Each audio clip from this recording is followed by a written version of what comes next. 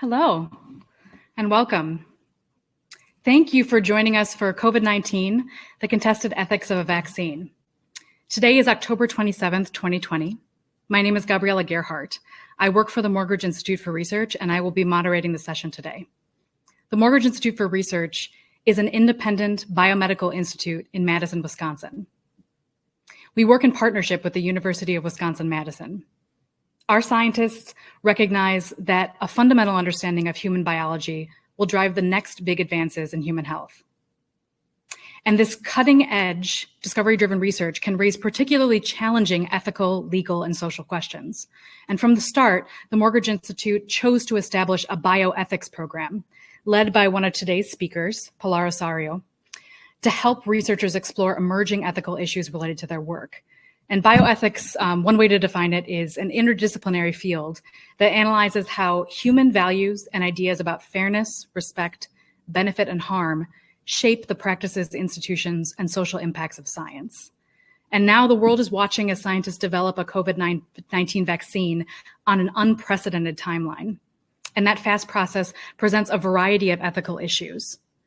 The insights of bioethicists are critical to help guide this rapid process.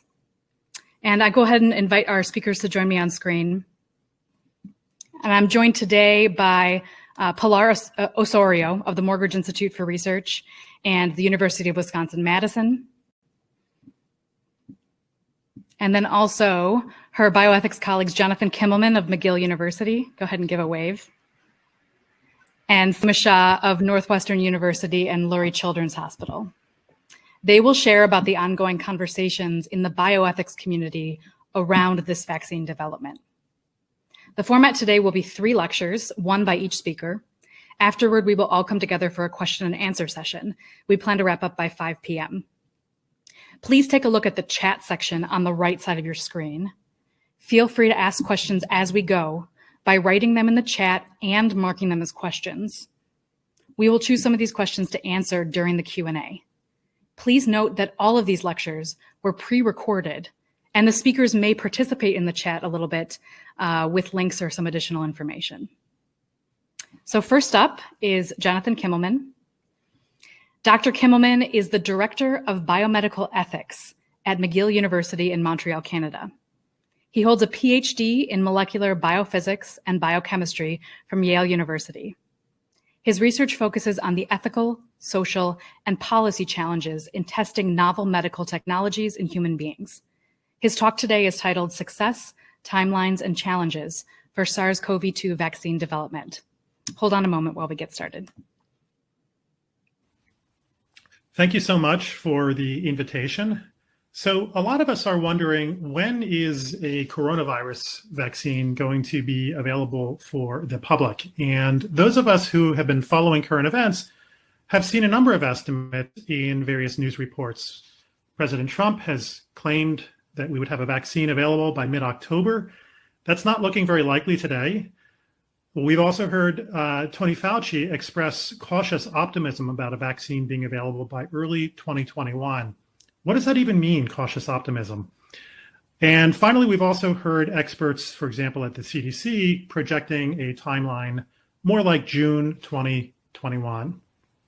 Well, if we wanted to come up with actual numbers, real estimates of when a vaccine is going to be available, there are a number of different approaches we might use, but we should start off by acknowledging that most of the efforts in developing vaccines as well as drugs turn out not to be successful. Only, for example, about 11% of drugs that are put into development show enough safety and efficacy to get FDA approval. So there are sort of 2 approaches we might use to try to estimate the timelines for developing a vaccine. One approach is to look at a historic experience with developing vaccines. And so my team actually set out to do that. We took a group of 27 different emerging or re-emerged viral infectious diseases like HIV, West Nile, Nipah, Zika, etc.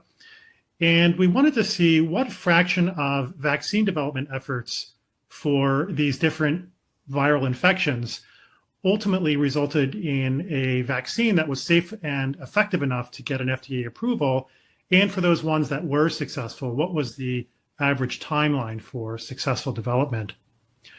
So we initially started out by mapping out all the different vaccine efforts for each of these different viral diseases. Here's a chart that shows you what this map looks like. So you can see for HIV, there are probably around 30 or 40 different HIV vaccine development efforts. You see for Ebola, there's somewhere around 10 different efforts. And then we determined what fraction of these actually led to an FDA approval, and again, what the timeline was from the start of a development trajectory through to the abandonment of that vaccine or FDA approval. So as I said, 27 viral infectious diseases. There were about 220 different efforts starting from 2005 onwards, and that resulted in 9 FDA-approved vaccines. Now, most of those vaccines were for pandemic influenza, but 2 of them were for non-influenza like Ebola and dengue. So the probability of successful vaccine development within 10 years overall is about 10%. So in other words, for every 10 vaccines that are put into development, only 1 of them actually went on to get an approval from the FDA. And when you remove pandemic influenza from that set, the number drops to 3.2%. One of the reasons why we remove pandemic influenza is because vaccine developments for pandemic influenza are building on a very well-developed platform. And so it's not that hard to get an influenza vaccine approved. So 3.2% is probably more representative of the kinds of challenges we're up against in developing a coronavirus vaccine. So what about the timeline? Well, the average timeline for development of a successful vaccine from phase 2 testing to approval was about 4.4 years. If you remove influenza vaccine development efforts, the number is more like 5 years. So it sounds like it takes a long time and that most vaccine development efforts are not successful, and we should be prepared for that with coronavirus vaccine development efforts. There are a couple provisos that you should bear in mind in looking at these numbers. The vaccine development efforts for COVID-19 are unprecedented in terms of their volume and their budgets. They're also unprecedented in terms of the number of different vaccine platforms that are being tested. And finally, there's a lot more money behind COVID-19 vaccine development. So the numbers could actually be a lot different for what we're doing now than what we've done in the past.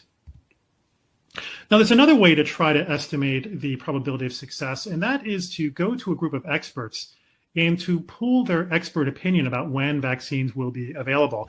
It's basically a wisdom of the crowds approach. This has been used in a number of different areas.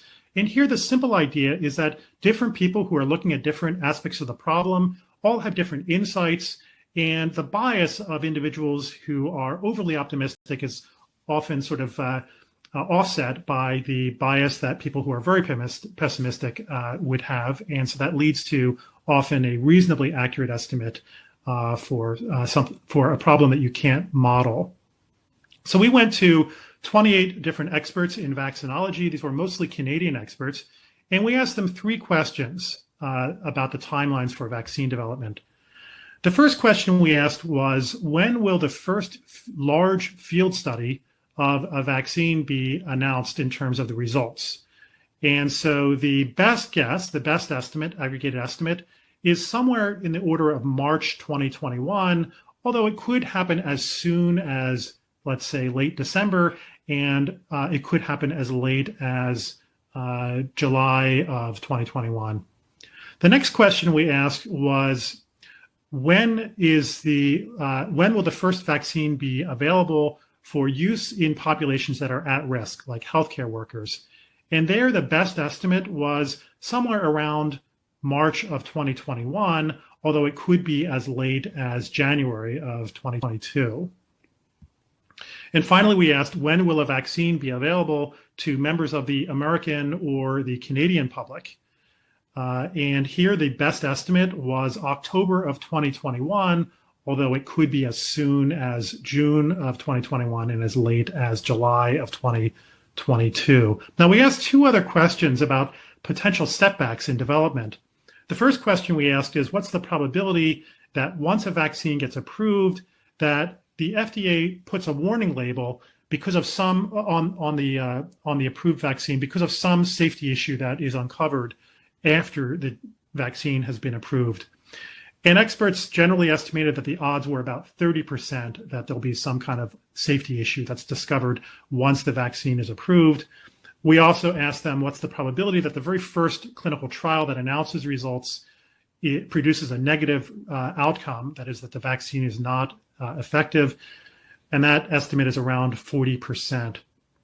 So the bottom line, these timelines are a bit longer than the ones that I started this presentation with, and that there is some expectation among experts about various setbacks in that effort. Now, again, there's some provisos. I did this survey in July, so numbers might have changed between July and now. We don't know whether or not, even if these are correct, we don't know how effective these vaccines will be. Our surveys were really limited, and we used fairly simple methods. So there might be a more sophisticated way to assay the wisdom of the crowd. Now, I want to close by talking about three challenges, by talking about four challenges that I see emerging as we go forward with the vaccine development. There are, at this point, 11 different COVID-19 vaccines that are in the last stage of clinical testing before a COVID-19 vaccine would be approved. And I see four major issues, policy issues and ethical issues emerging as we move into this stage of vaccine development. The first question is, how are we going to know that these vaccines actually work? There are randomized trials underway right now that are going to determine that. But those trials are primarily using symptomology as their endpoint, as opposed to hospitalization, ICU admission, or death. And of course, death and ICU admission and hospitalization are the kinds of outcomes we care the most about. A lot of people who develop COVID-19 develop fairly minor symptomology. And so it's really critical that our vaccines actually have an impact on those other outcomes like death or ICU admission. But that's much harder to do. You need a much larger trial, and it needs to run over a much longer period of time. And so we're likely to have vaccines that are approved, but still have a lot of residual uncertainty about whether they actually move the needle for the endpoints that we really care about. So the second issue is how we know what vaccine is the best candidate to use in our populations. The FDA has set a fairly low bar for approval of a coronavirus vaccine. They've said that if a vaccine is 50% protective and perhaps even as low as 30% protective, that's enough to get an FDA approval. What that means is that because we have a lot of candidates that are in development right now, it's reasonable to expect that there'll be a number of candidates that can get across that relatively low bar. But because those vaccines have not been tested head-to-head, we won't really have good knowledge or evidence to know which vaccines are actually the best vaccines and which ones are the ones we ought not to deploy. And that brings up a related issue, which is the question of how we can actually improve on vaccines.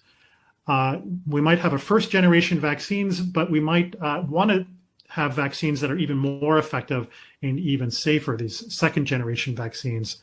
But the question is, once we have vaccines that are already approved, how are we going to test these potentially even more effective vaccines, given that we already have vaccine candidates? So, for example, will it be ethical to use a placebo comparator once we have a vaccine available? Probably the answer is no. It probably will be problematic to use placebo comparators, and that'll make it that much harder to test second-generation vaccines. There is a trial methodology called non-inferiority trials, but those trials are very difficult, very technically challenging to apply, and they often require much, much larger sample sizes than your typical placebo-controlled trial. So I think second-generation vaccines is also going to be a major policy challenge. And finally, there's the issue about fair access. As I said, there are a number of vaccine candidates that are in development. To test these vaccines, you need to go where the outbreak is raging. Right now, there is a lot of disease activity in countries like Brazil and India.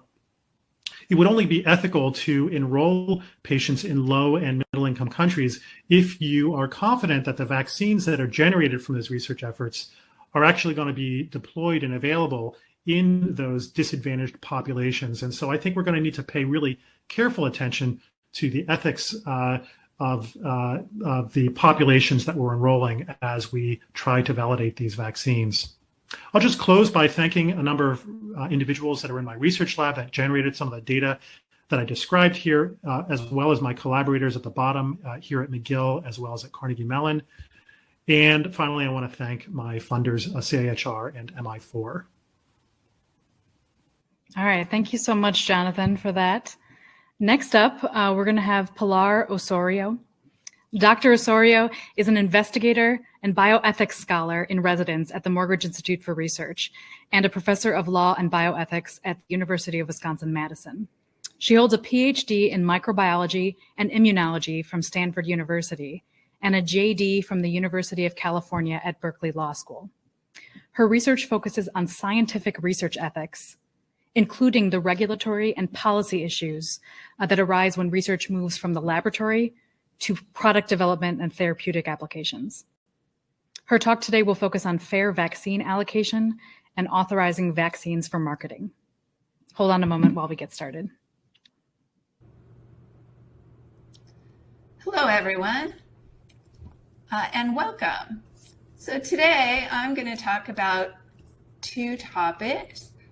Fair allocation of a vaccine when it's in short supply, and give a very brief overview of how such a vaccine would get to market. How does the FDA regulate this? So first, fair allocation. So it turns out there are many plans for doing this because immunization is a critical component of any country's long-term strategy to reduce illness, hospitalizations, and deaths from COVID-19 and to help restore a functional society. But when one or more vaccines against SARS-CoV-2 is initially authorized for use, the supply almost certainly will be limited such that not everybody who wants to could be vaccinated immediately. So we need a plan, and there are lots of plans out there. And here I just show you the covers of three. The sort of greenish one, Framework for Equitable Allocation of COVID-19 Vaccine. That one was produced by the National Academies of Science, Engineering, and Medicine, or by a committee thereof. I was not on that committee, but I think it's a very easy to understand and well explained plan. And you can, if you're interested, download it from the National Academy's website. So all of the plans that are out there pretty much start by articulating the values that undergird or underpin the plan, and then incorporating them into action guiding norms or principles. So I have collected here some of the norms that are some of the values that I see in most of the plans, right? So people talk about the importance of maximizing benefit through your process of distributing vaccines, limiting harm. There are a number of justice concerns. Several of the plans talk about equal moral concerns. So what do we mean? We mean that everybody matters equally to the people developing the plans, to their governments. But when everybody matters equally, that doesn't mean that we allocate resources to them in just the same way, because mattering equally means that some people have different levels of risk, and we respond to risk because that matters. And it would matter, it doesn't matter who is at risk. Everybody is equal in terms of how we care about them. But if you are at risk, we will respond to you, and we may respond less quickly to people who have lower risk, right? Mitigating inequalities. We all know that COVID has exposed inequalities in our healthcare system and beyond. And most of the plans include some idea that we should mitigate those inequalities with our vaccine distribution, or at the very least not make them worse. And that in some way we should prioritize allocation of vaccine to people who are socially disadvantaged. Solidarity and reciprocity are other values that are in many, but not all of the plans. So these include the idea that everybody is in this together, that everybody is making some kind of sacrifice for other people, and that we owe each other as part of a community. And then the question is, what do we owe each other? So we have these values, but of course, prioritizing them is not straightforward. For instance, if you prioritize limiting harm, then you might distribute vaccine to a slightly different group of people than if you prioritize maximizing benefit. Or you might pick different vaccines to put on the market first. If you prioritize limiting harm, you might choose a vaccine that maybe has slightly lower effectiveness, but it also has lower side effects. So there are different ways to prioritize these values. Not every society and every group of people is going to do that the same way. So in addition to having these substantive values and action guiding norms related to them, we need to have some procedures for developing and implementing our plans. And there are also ethical values related to those related to that, right? So including the voices of as many people as possible in developing the plan and implementing it. Public engagement is an important value that is part of almost everybody's plan. And it's also important for gaining public trust in the plan and making sure that the plan actually achieves the substantive goals that you want to achieve. Impartiality, very important, right? So both in the development and implementation of the plan, you want to have your substantive norms guide the plan and you want to stick to them. You don't want a situation where friends of a powerful political figure get vaccine first just because they're friends of a powerful political figure. So impartiality relates to the even-handedness with which the rules are developed and applied. And so, as I said, there are lots of plans out there. This is an example of the National Academy's plan. And I think they all, even if they prioritize norms in slightly different way or prioritize values in slightly different ways, they tend to come to some fairly similar conclusions. They differ, in minor respects. So this plan considers 4 phases of rollout of vaccine. And in the first phase, it would prioritize vaccine to healthcare workers and first responders at the very beginning, and then to people of all ages who have underlying health conditions that put them at very high risk if they do contract COVID, and to older adults living in congregate or group settings, because we know that that group of people is at very high risk of getting the disease and of having serious consequences if they get the disease. So if we just think about the fact that healthcare workers are the very first group and first responders to whom vaccine would be allocated under this plan, that is pretty common. I would say most of the plans put healthcare workers at or near the very beginning of people who would receive vaccine. Because if you think about our values that we talked about, healthcare workers are at high risk because they have so many contacts with people who are sick. So they're at high risk of getting disease and of having serious consequences from it, often because they're quite exhausted from all the work that they're doing. Their role as providers is crucial for creating benefit and minimizing harm across the society.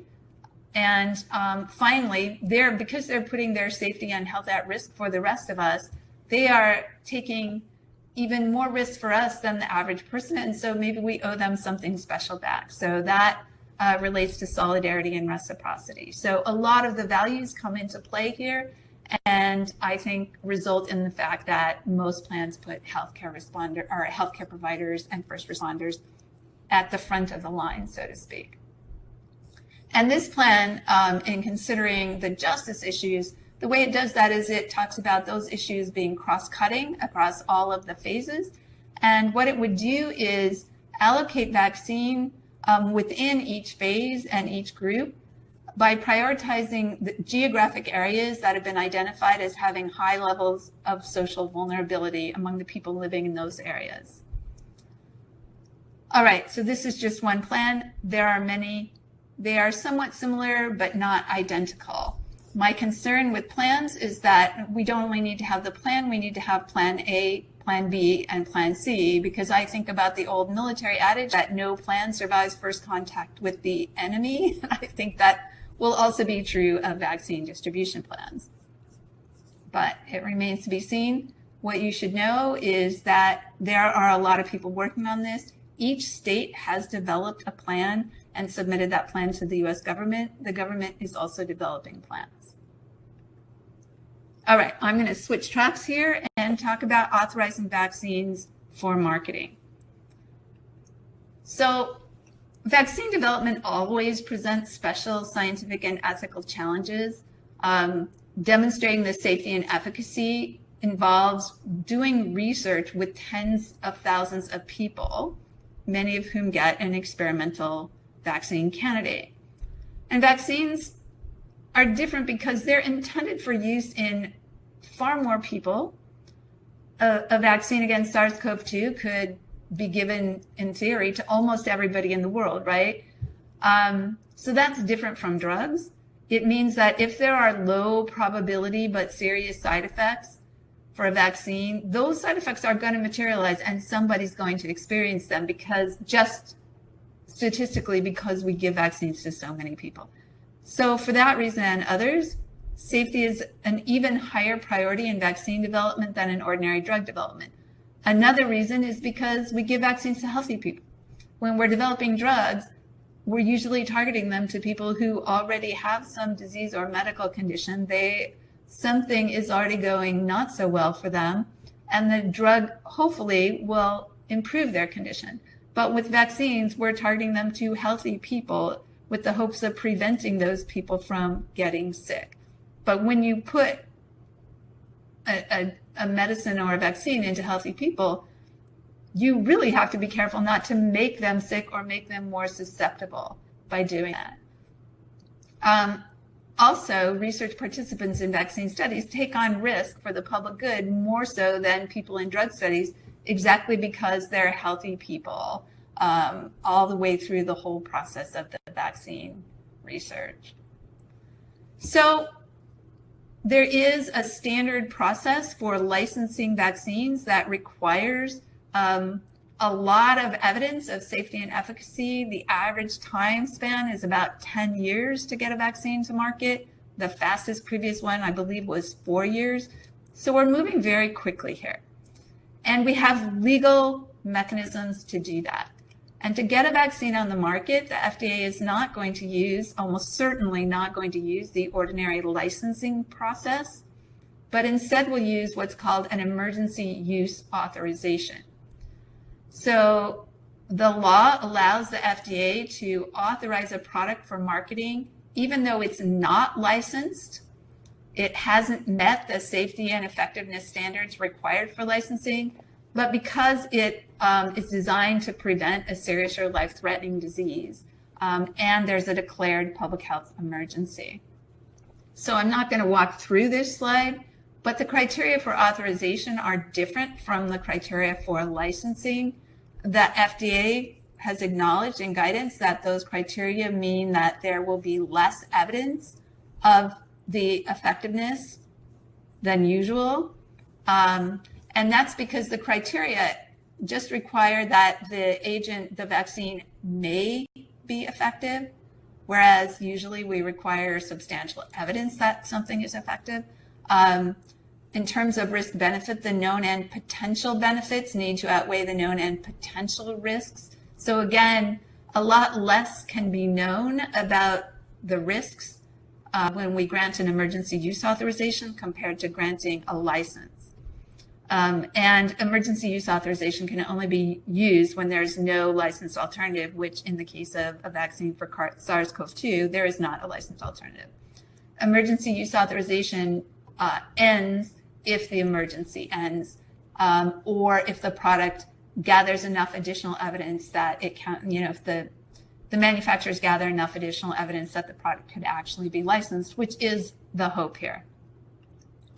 So I just want to say that emergency use authorization is an attempt to balance serious public health need, right? The need for a rapid response to a very, very serious threat against the fact that we might allow a product to go on the market, a vaccine in this case, or more than one to go on the market with lower levels of evidence of safety and efficacy than usual. So this, we should be clear about that, right? There's a lot of judgment that goes into making these kinds of decisions. And today, as I am recording this on October 22nd, the FDA is meeting with its outside advisory committee of experts to receive guidance on exactly what evidence of safety and efficacy would be permissible it should see before it grants an emergency use authorization for a vaccine. And this is here my final slide, a quote from some colleagues talking about how the desperation for a vaccine or for drugs to treat COVID shouldn't lead us to suspend our scientific principles or our ethical research values. In my observation, the vaccine studies are adhering to high ethical research standards, and I think the FDA is really working to understand what levels of scientific evidence are good enough, what is reasonable in this situation, because it's such an abnormal situation, and yet getting a vaccine out on the market that's not safe and not really effective could actually create a lot of harm, and perhaps more harm than good. It could undermine public trust, and it could lead to, it could result in people becoming more susceptible in some cases to the infection than less. So the question is, how much evidence is enough? And I will leave you with that question. Thank you. All right. Thank you so much, Pilar. And next up, we have Seema Shah. Professor Shah is an associate professor in pediatrics and the Founders Board Professor of Medical Ethics at Northwestern University Medical School, and the Associate Director of Research Ethics at Lurie Children's Hospital. She holds a JD from Stanford University Law School and also did post-baccalaureate training at the National Institutes of Health. Her research is focused around the following question: when is it ethically and legally acceptable to expose some people to risk for the benefit of others? Her talk today is titled Ethics of Challenge Studies to Address the COVID-19 Pandemic. Hold on just a second while we get started. Hello, it's nice to be here to present on the ethics of challenge studies to address the COVID-19 pandemic and follow up on the two talks you've heard to think about how these controversial studies might fit into the larger challenges we'll be experiencing with regard to vaccine development and availability. So before I say anything more, let me make sure we're all on the same page. What are controlled human infection studies or challenge studies or human challenge trials or voluntary infection studies? Well, these are all referred to by different names, but the core idea is that these are studies where participants are deliberately exposed to a pathogen in order to rapidly test vaccines or other interventions or learn more about the early stages of a disease even before people know that they're sick. This picture is of a man who was involved in the University of Maryland's cholera trials, and he's holding up a sign with the number of liters of intravenous fluids he required after being infected. So challenge studies can be quite burdensome for the participants involved. The long scientific history of challenge trials is really fascinating to think about when you also recognize that there's been limited ethical analysis along the way. So as far back as 1796, challenge studies were integral to the start of modern vaccination. Edward Jenner famously challenged his gardener's son with smallpox after inoculating him with cowpox, and really that was the proof of concept for vaccination. There were subsequent challenge trials that really advanced science in big ways, but sometimes had serious ethical problems, including the Willowbrook pediatric challenge studies. But the first article that brought sustained attention to the ethics of these studies was written by Frank Miller and Christine Grady in 2001. So ethics really has been playing catch up with these studies. And when I first became interested in the ethics of challenge studies was in the Zika virus pandemic in 2015 to 2016. It feels like a lifetime ago now, but at that time, Zika virus was spreading around the world. There was a lot of concern about where it would go and the serious effects that it caused, including microcephaly in fetuses. As the Zika virus pandemic was spreading, it was really so concerning that some scientists proposed conducting challenge trials with Zika virus, where they would deliberately infect participants with Zika virus and thereby accelerate vaccine research. When this was proposed, the NIH had some ethical concerns about conducting these challenge trials because they were a step beyond a lot of the challenge trials that had been permitted before. So they convened a panel on the ethics of Zika virus challenge trials, which I chaired, and Jonathan Kimmelman participated in as well. And we worked together to answer the questions of whether a Zika virus human challenge trial could be ethically justified, and if so, under what conditions. This was really a tough question where people were strongly divided. Some thought Zika virus was so terrible that it was clear we should use every tool in our arsenal, and others thought it was so terrible that it couldn't possibly be okay to deliberately infect participants. So in the end, we recommended that Zika virus human challenge trials could be ethically acceptable in principle, but that there were serious unknowns about the social value of the study and third-party risks. Specifically, with all of the research going on in the pandemic, it wasn't clear how a challenge study would fit in and make a difference. Additionally, there was this worry that people in the study could pass on the virus to others outside of the study, and there is really limited ethical and regulatory guidance about what to do in that case. More recently, Zika virus vaccine field trials have been unsuccessful as outbreaks have continued but have been really sporadic and hard to predict. So challenge trials are now proceeding as clearly socially valuable. And in addition, now there's a lot more that's known about transmission of Zika virus, which makes it clear it's only transmissible for about a month after infection, and third-party risk can more clearly be managed. At the time, there was this ethical consensus that controlled human infection studies are not ethically distinct kinds of research. If you compare them to, say, phase 1 trials in healthy volunteers, in both of those types of studies, some people in research are exposed to risk for the benefit of others in society. And that balance and that trade-off is really similar. Additionally, there was a consensus that some controlled human infection studies were too risky to permit. People thought that the conditions might be that there should be a curative treatment available, or the disease is self-limiting in the sense that it would resolve on its own. Of course, influenza-controlled human infection studies are widely conducted and don't really fit into either of those conditions. But this was the state of the literature, and people agreed that there were several other ethical considerations to apply that were not necessarily unique from what we would think about for other types of research. But as we were conducting the review of Zika virus challenge trials, we realized that controlled human infection studies still are challenging because they raise a constellation of difficult, unresolved research ethics issues. So, for instance, the right to withdraw is recognized as inviolate, and yet sometimes if people withdraw from research early, then they might expose other people to risk. And that balance between respecting a person's autonomy and protecting others outside of research is challenging. There's also this perennial challenge of when to include vulnerable populations. If there's a default of always excluding them, then those vulnerable populations will fail to benefit from the products of research. Finally, an age-old question in research has been, is there an upper limit of risk? And if so, what is it? So this led us to start a project to develop a more rigorous, comprehensive ethical framework for controlled human infection studies. And there you see us gathered together pre-pandemic, working together to produce guidance, including for the World Health Organization.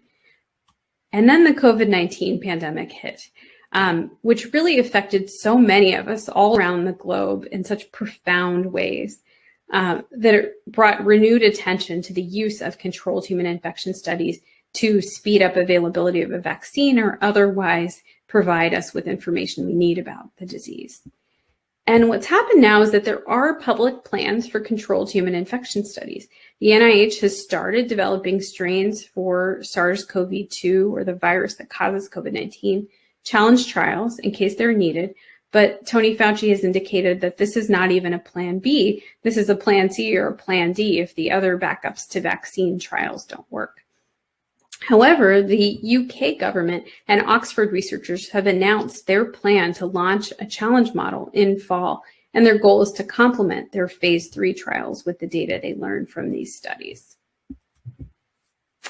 Our group thought it was important to rapidly repurpose what we had learned and publish it. We published one article in Science and also a key criteria document for the World Health Organization.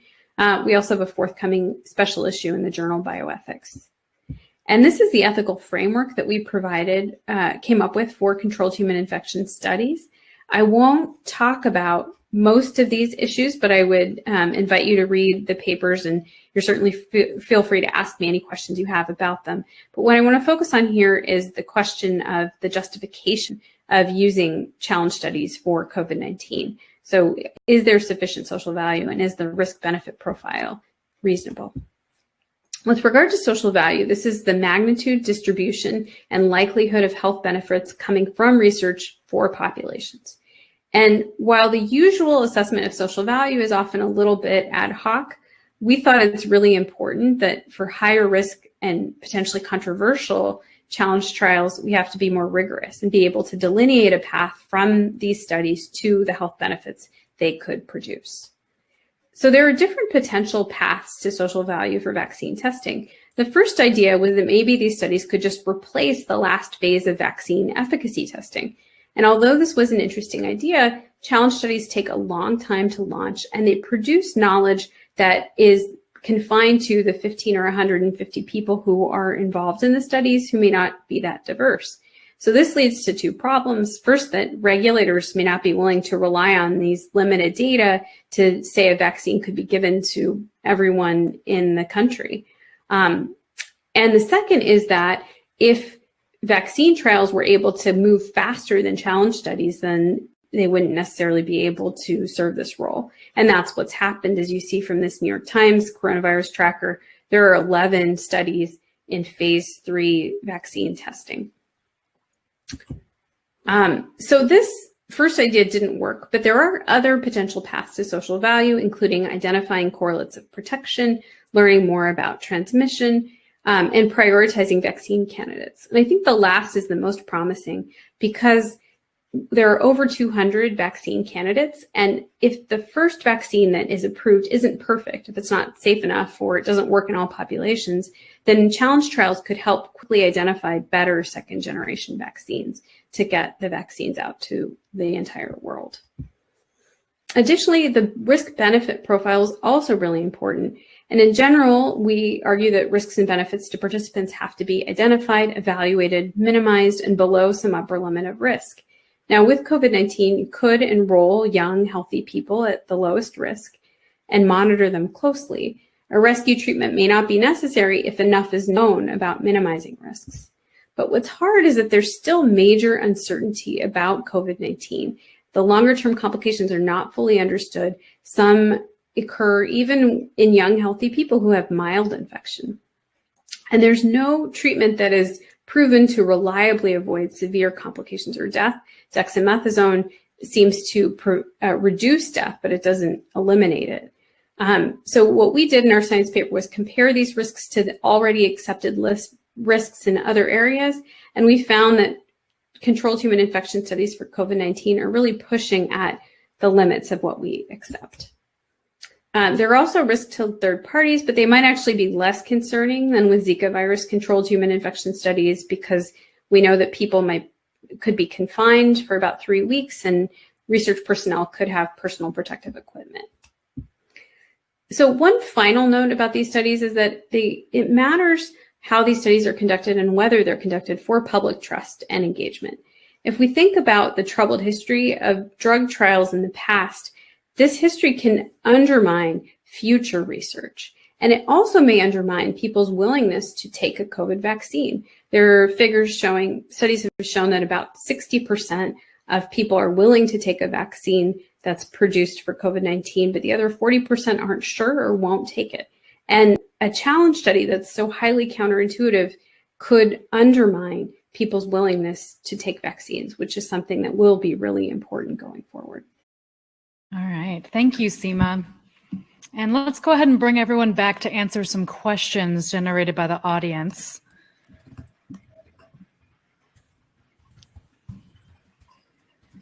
So let's try to go a little bit in order of some of the concerns that came up chronologically. So one of the things that came up multiple times in the chat was about the effectiveness of the vaccines that potentially could get approval. And so it was mentioned that 30 to 50% effectiveness is something that would be considered acceptable for FDA approval.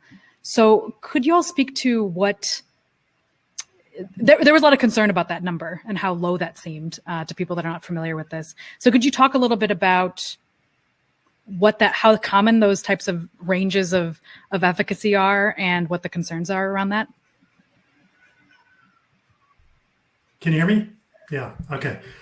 I can take a crack at this. So just to be really clear, as I understand it, and my other speakers can correct me if I have this wrong, FDA has established a threshold of 50%, but when you do a clinical trial, all you're doing is estimating the magnitude of efficacy, but there's often statistical uncertainty around that estimate. So a 50% number, it could be even as, could be more protective, it could be at 80%, or it could be as low as 30% from that clinical trial. And what FDA has said is they'll tolerate an estimate of 50% that has a lower confidence interval, as low as 30%, and still approve a vaccine. So what that means is that if it's a vaccine that's, seems to be 50% protective, but we can't rule out that statistically that the protection is as low as 30%, FDA will still approve that vaccine. I can't answer the question of what the typical standard is for approval of vaccines. My sense is that for most vaccines outside of influenza, protection levels tend to be higher, much higher than 50%, more in the 70% range for vaccine approvals. Influenza is a little bit of an exception because a lot of seasonal influenza vaccines are approved actually without efficacy testing. It's only efficacy evaluation actually only happens during the flu season because you can't actually test it, as you have a new flu season emerging. So those levels of protection are typically, as I understand it, somewhere in the order of about 50%, 50 to 60%.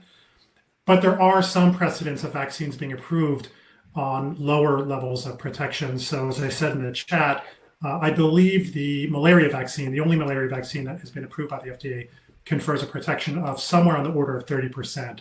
And again, if I've gotten that wrong, the other speakers can correct me.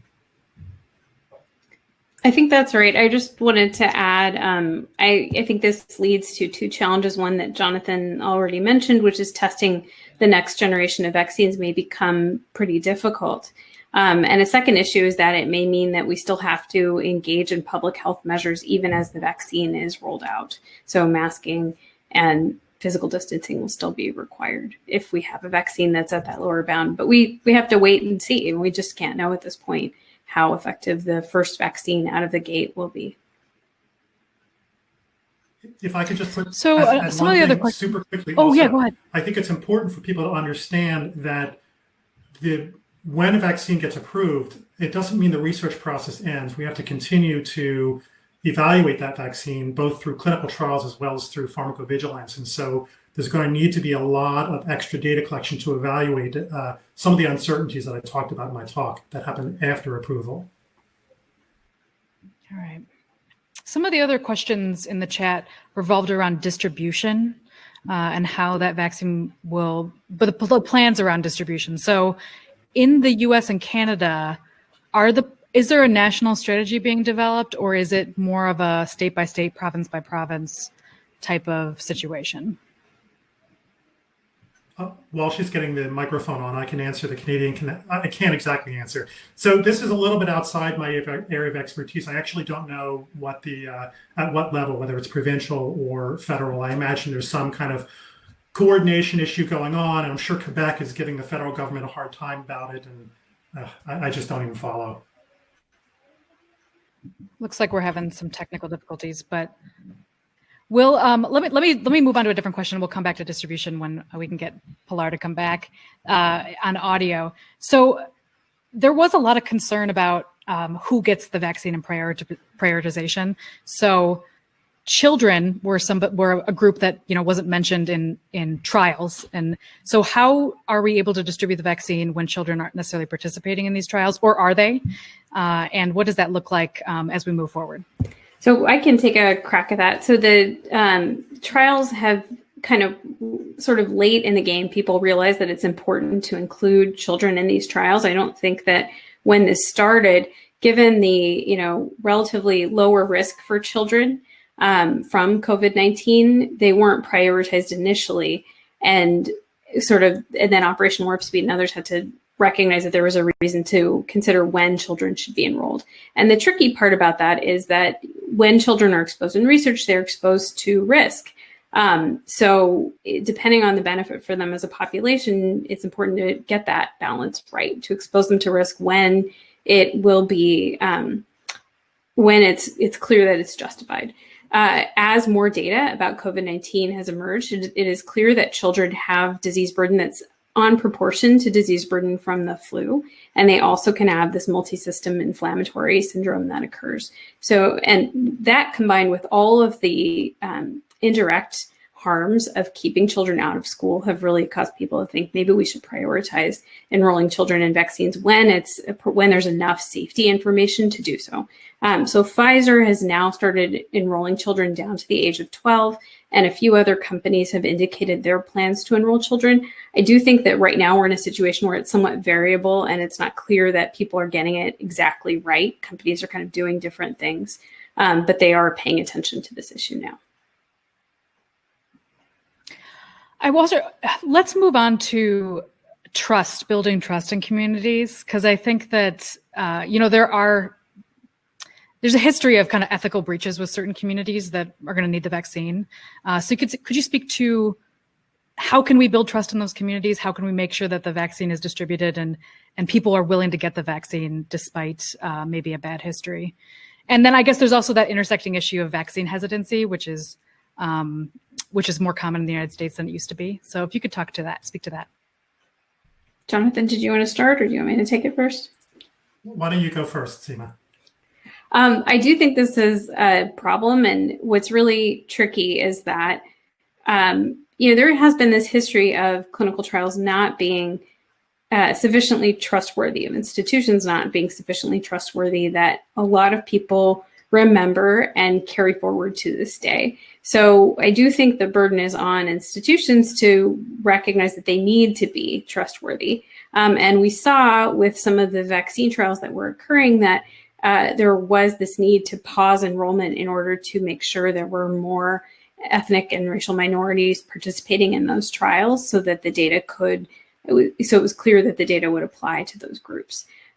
So I think that in this case, like with many other things, right, everything was being done so rapidly. There was some recognition early on that there's a need to reach out to communities, and yet it's I haven't seen as much evidence of that as I would have liked to see in the current pandemic. I think that when we get to a vaccine and have it ready, it's sort of too late to do that community engagement. So it remains to be seen how this will work. And I'm sort of hopeful that we'll see more community engagement happening over the next few months. Can you guys hear me now? Yes. Awesome.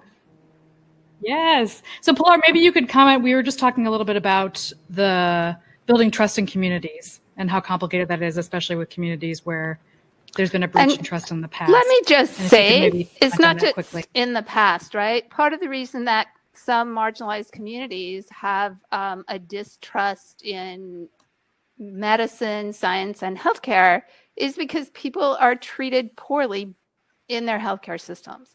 Right? There is racism in our healthcare systems. There's classism in our healthcare systems. So it's not only in the past.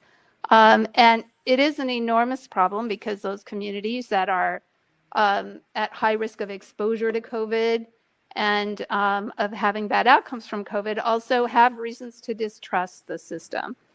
So I just came in on the tail end of what Seema was saying, and I agree that various kinds of community engagement are very important.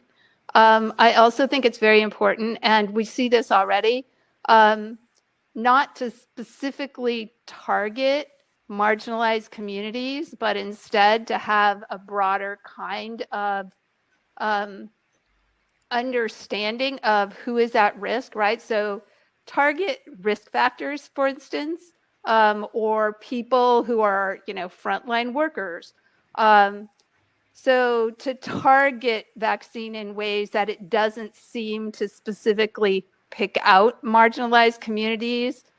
There was early on some discussion of actually, we should put African Americans at the front of the line or Indigenous Americans at the front of the line.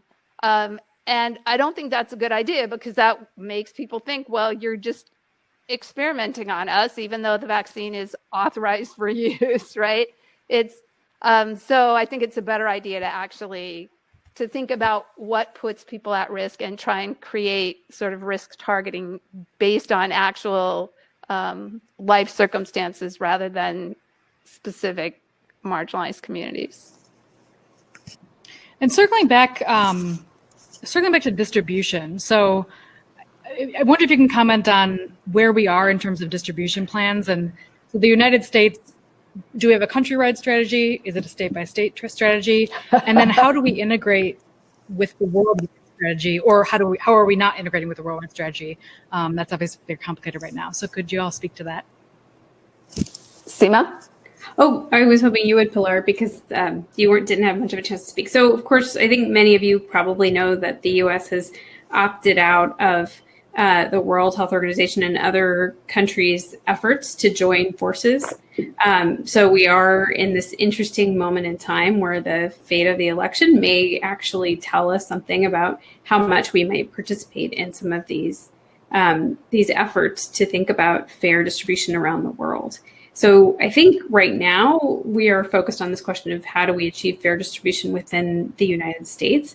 My concern is that there are a lot of groups with conflicting principles, and then states talking about, different ways of doing it. I've even heard of institutions trying to convene ethicists to figure out how to distribute the vaccines that they receive. And if what we've seen recently with remdesivir is any indication of what might happen, I do think there are a lot of reasons to be concerned. I would totally agree with that. I mean, there are plans. The WHO is leading one, and a lot of countries have engaged with the WHO to try and create a plan for fair distribution among countries. But as Seema said, the U.S. is not part of that work. And as I said in my recorded remarks, so states are all coming up with plans, and it is not clear how the state plans are going to interact with plans that various parts of the federal government is creating. And from my point of view, a lot of the proposed plans that I've seen, even at the national level, are very complicated. And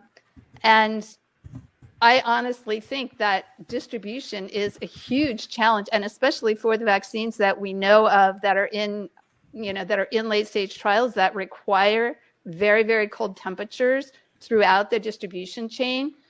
Distribution is going to be an enormous challenge, and I fear that all of these plans, or many of them, are too complicated, and so they're not actually going to work. And I think, we don't yet know how state plans will interact with the federal government plans. And are ethicists being a part of these conversations about distribution? Is that discipline being engaged as a part of those discussions? Absolutely. Yeah. I think part of the problem is ethicists are being asked to do a lot of things right now, and there are lots of different kinds of expertise that you would need, and many of us are stretched thin, and also, don't always have the exactly relevant expertise for what our local communities need. And if people want to find out some more information about the ethics of this, is there a particular good source of the papers that they should check out? Perhaps we could provide some links in the chat, and or if there's anything that comes to the top of your mind right now. One thing I pointed out in my pre-recorded remarks was that WHO report, or not, I'm sorry, the National Academy's report on distribution, which is, I think, quite comprehensible, and you can find it on the web for free by going to NAP, National Academies Press, and searching for that title of the report. All right, so we're running out of time, but I did want to just say one quick thank you to for you all for joining us today. And I would invite you, if there's there's lots of questions that popped out in the chat during this conversation. So if you all want to stay around and answer some of those, we can keep the chat open for a little bit longer. I'll go ahead and I'm going to provide you can sign up to get a free sticker for the Morgridge Institute sticker if you'd like. So that's available for you now. And I'll add the sign up for our newsletter in the chat as well. And thank you all so much for joining us today. And make sure you continue wearing a mask and washing your hands. And take care.